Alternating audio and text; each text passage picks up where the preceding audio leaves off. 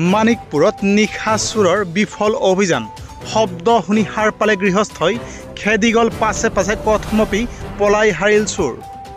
হয় এনেকুৱা এক ঘটনাই সংঘটিত হৈছে যোৱা নিশা মানিকপুৰৰ চিটকিবাৰীত উল্লেখনীয় যে যোৱা কিছুদিন ধৰি বৃহত্তৰ মানিকপুৰ অঞ্চলৰ বিভিন্নজনৰ ঘৰত চোৰে চলাইছে তাণ্ডৱ আৰু নিদ্ৰা হৰণ কৰিছে গৃহস্থৰ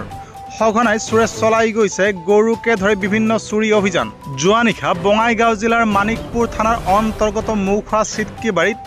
হাছেম আলী উৰ্ফে আপেলৰ ঘৰত চুৰ কৰিবলৈ সোমালে চোৰে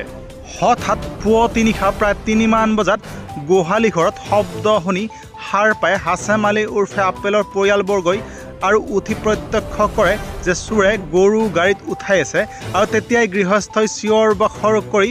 চোৰৰ পিছে পিছে খেদি যোৱাত গাড়ী লৈ পলাই পত্ৰং দিয়ে চোৰে অৱশ্যে আন্ধাৰৰ বাবে গাড়ীখনৰ নম্বৰ প্ৰত্যক্ষ কৰিব নোৱাৰিলে হাছেম আলীৰ পৰিয়ালবৰ্গই news desk report news time 3 ৰাতি ৩টা মান বজাত মই বেৰাখন খোলা এটা শব্দ পালোঁ পাই উঠি আহিলোঁ উঠি আহি দেখা পাওঁ তাতে এখন গাড়ী ৰখা আছে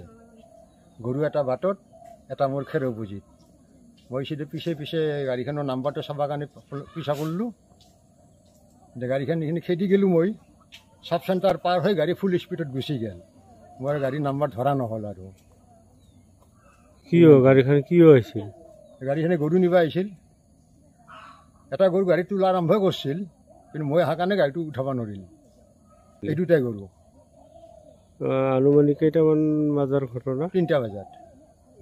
আপোনাৰ নাম হাছিম আলী ওৰফে আপেল গাঁওখনৰ নাম কি এইখিনি মৌখাও পৰে চিটকিবাৰীও পৰে এতিয়া আপুনি প্ৰশাসনক কি ক'ব যাতে এই গৰু চুৰবিলাক অলপ বন্ধ কৰিব লাগে তাৰ কাৰণে ব্যৱস্থা ল'ব লাগে চৰকাৰে